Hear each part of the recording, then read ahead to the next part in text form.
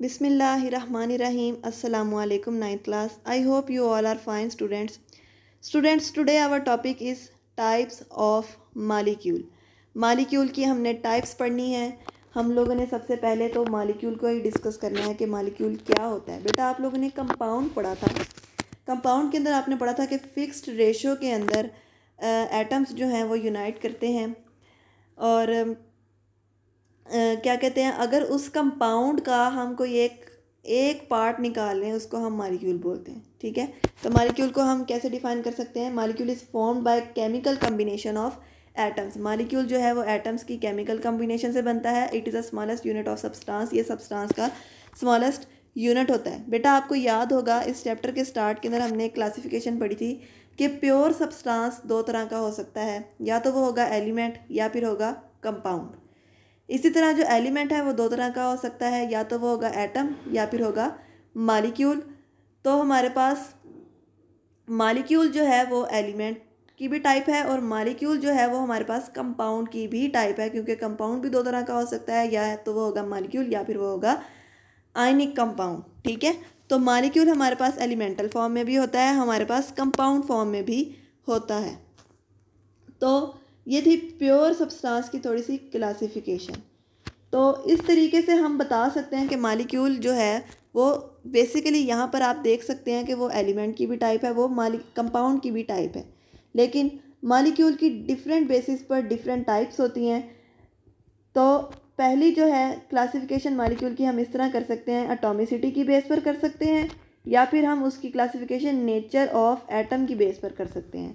तो सबसे पहले हम उसकी classification on the base of atomicity करेंगे. एटॉमिसिटी की बेस पर एटॉमिसिटी बेसिकली होती क्या है? एटॉमिसिटी होती है नंबर ऑफ एटम्स. किसी मॉलिक्यूल के अंदर कितने नंबर ऑफ एटम्स हैं. फॉर एग्जांपल आप वाटर की बात करते हैं, H2O उसका फार्मूला है, उसके अंदर 2 हाइड्रोजन एटम हैं और 1 ऑक्सीजन एटम है. ठीक है, तो 2 + 1 कितने हो गए टोटल एटम? 3 एटम्स. तो ये जो 3 है ना, ये इस मॉलिक्यूल की एटॉमिसिटी है. तो किसी भी एटम के अंदर, किसी भी मॉलिक्यूल के अंदर नंबर ऑफ एटम्स को हम क्या बोलते हैं? उसकी एटॉमिसिटी बोलते हैं. एटॉमिसिटी की बेस पर मॉलिक्यूल्स जो है वो डिफरेंट टाइप्स के हो सकते हैं. वो हो सकता है मोनोएटॉमिक मॉलिक्यूल, वो हो सकता है polyatomic molecule. Monoatomic molecules, mono means single, एक. तो ऐसा मॉलिक्यूल जो सिर्फ एक एटम पर मुश्तमिल होगा उसको हम बोलते हैं monoatomic molecule that consist of only 1 atom. ठीक है, for example, because mono means 1. For example helium, neon, argon, krypton, ये सारे के सारे एक ही एटम पर मुश्तमिल हैं, तो इसको हम क्या बोलते हैं? Monoatomic molecule. Polyatomic molecule consist of more than 1 atom, ये एक से ज़्यादा एटम पर मुश्तमिल होते हैं. और पॉलीएटॉमिक मॉलिक्यूल को हम फर्दर क्लासीफाई कर सकते हैं, और वह यूँ है कि मॉलिक्यूल डाई एटॉमिक भी हो सकते हैं, यानी कि डाई मीन्स 2. ऐसा मॉलिक्यूल जो 2 एटम्स पर मुश्तमिल होगा उसे हम बोलते हैं diatomic molecule. The molecule that consist of 2 atoms is called diatomic molecule. For example, because di means 2. ठीक है, H2O2 Cl2, अब ये जितने मॉलिक्यूल हैं ये सारे के सारे 2 एटम्स पर मुश्तमिल हैं, तो इसको हम क्या बोलेंगे? Diatomic molecule. Next category is triatomic molecules consist of 3 atoms, because tri means 3. Tri का जो वर्ड है वो 3 के लिए यूज़ होता है. तो ऐसा मॉलिक्यूल जो 3 एटम्स पर मुश्तमिल हो उसे हम क्या बोलते हैं? Try atomic molecule. ठीक है, for example CO2.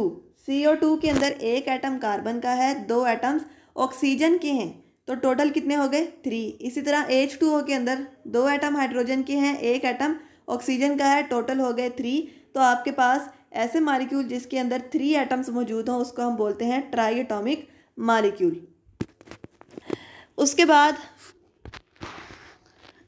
Polyatomic molecule की है कि 3 से ज़्यादा, अगर आप फर्दर कैटेगरी नहीं यूज़ करना चाहते तो 3 से ज़्यादा जिसके अंदर एटम्स मौजूद होंगे उसको हम पॉलीएटॉमिक मॉलिक्यूल बोल देते हैं. जैसा कि C6H12O6, इसके अंदर अगर आप number of atoms find out करें या इस मॉलिक्यूल की आप एटॉमिसिटी फाइंड आउट करें तो वो आती है 24, क्योंकि इसके अंदर 6 एटम्स कार्बन के हैं, 12 एटम्स हाइड्रोजन के हैं और 6 एटम्स ऑक्सीजन के हैं. तो 12 के अंदर 6 और 6 को प्लस करें तो 24 आंसर आता है.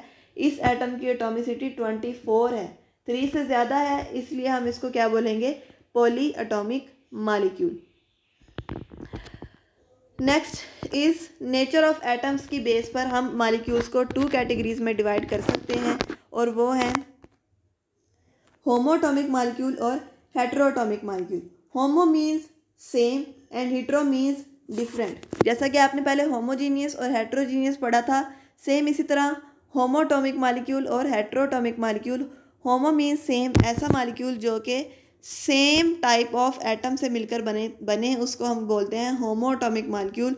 Consist of same type of atoms, for example Cl2, P4, S8O3 etcetera. Cl2 दोनों क्लोरीन के एटम्स हैं, P4 दोनों फास्फोरस के एटम्स हैं, S8 8 के 8 इसमें सल्फर के एटम्स हैं, O3 3 के 3 इसके अंदर ऑक्सीजन के एटम्स हैं। सारे के सारे एटम सेम हैं एक मालिक्यूल के अंदर, तो उसको हम बोलते हैं होमो atomic molecule. Hetero means different, consist of different types of atoms, for example CO2। अब CO2 के अंदर कार्बन के एटम भी मौजूद हैं और ऑक्सीजन के एटम भी मौजूद हैं। इसी तरह H2O के अंदर हाइड्रोजन के एटम्स भी हैं और ऑक्सीजन के एटम्स भी हैं। C6H12O6 के अंदर कार्बन, हाइड्रोजन और ऑक्सीजन के हैं। तो ये molecule different types of atom से मिलकर बन रहे हैं, इसलिए इनको हम बोलते हैं हेटेरो एटॉमिक मालिक्यूल्स। इस तरीके से हम मालिक्यूल्स को क्लासिफाई कर सकते हैं।